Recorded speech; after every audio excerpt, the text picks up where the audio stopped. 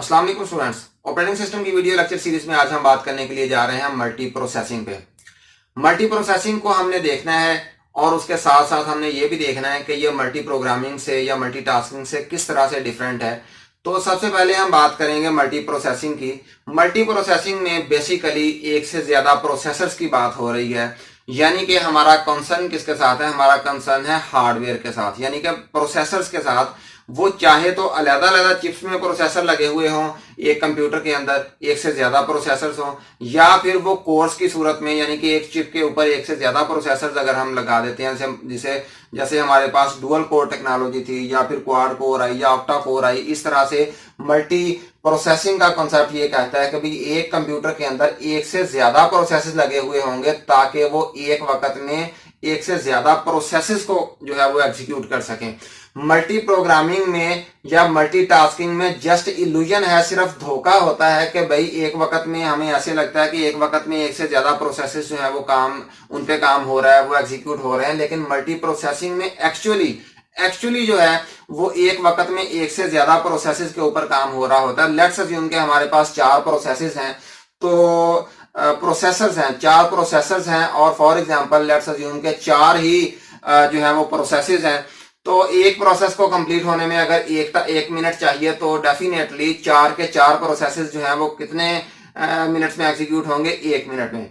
अब for example let's assume कि हमारे पास 16 प्रोसेसेस हैं और चार ही प्रोसेसर हैं, एक प्रोसेस को एग्जीक्यूट होने के लिए एक मिनट चाहिए, तो हमारा जो है जो चार प्रोसेसर हैं वो उन्हें 4 मिनट में जो है वो एग्जीक्यूट कर देंगे 16 प्रोसेसेस को। तो हम इसके थोड़े से की पॉइंट समझते हैं कि भाई यहाँ पे सीपीयू 1 है, प्रोसेस 1 को एग्जीक्यूट कर रहा होगा, सीपीयू 2 है, प्रोसेस 2 को एग्जीक्यूट कर रहा होगा, इसी तरह से सीपीयू 3 है, वो प्रोसेस 3 को पकड़ लेगा।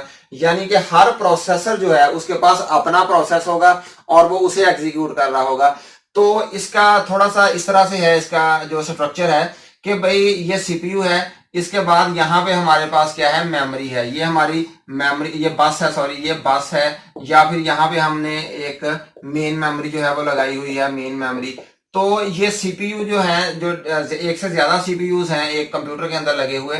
एक तो बात ये है कि ये एक सिंगल बस जो है उसे शेयर कर रहे होंगे, यानी कि तमाम के तमाम जो सीपीयूज हैं वो एक ही बस को यूटिलाइज कर रहे होंगे, उनके दरमियान वो शेयर हो रही होगी। इसी तरह से ये मेमोरी को भी सारे के सारे प्रोसेसर जो हैं वो एक ही मेमोरी को शेयर कर रहे होंगे। या इसके अलावा जो आईओ डिवाइसेस होती हैं वो भी हर सीपीयू की अपनी नहीं होती, बल्कि सीपीयूज जो हैं, डिफरेंट सीपीयूज जो हैं, डिफरेंट प्रोसेसर जो हैं वो आईओ डिवाइसेस को भी शेयर कर रहे होते हैं।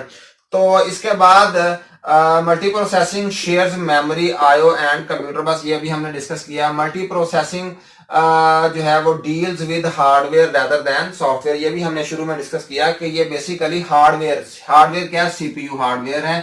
तो हमने ये बात की है कि भाई एक से ज्यादा सीपीयू जो है वो फिजिकली एक से ज्यादा सीपीयू जो है वो कंप्यूटर के अंदर लगे हुए होंगे।